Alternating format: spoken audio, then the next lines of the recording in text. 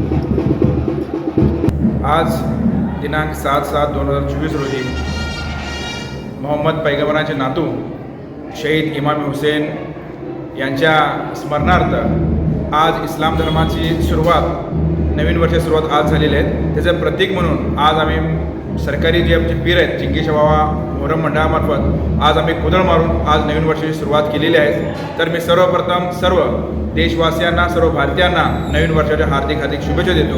त्याचप्रमाणे हा त्यागाचा, एकतेचा संदेश देणारा जो आमचा मोहरम सण आहे, त्या मोहरम सणाची सुरुवात आज झालेली आहे।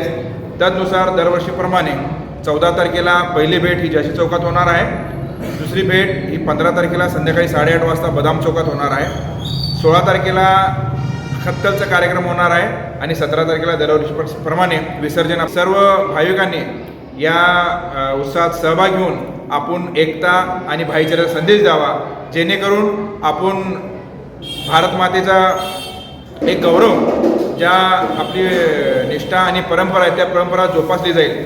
तरी मी सर्वांना आवाहन करतो आणि परत एकदा सर्वांना शुभेच्छा देतो नवीन वर्षाच्या। आपण पाहत आहात राईट न्यूज, बातमी आहे तशी।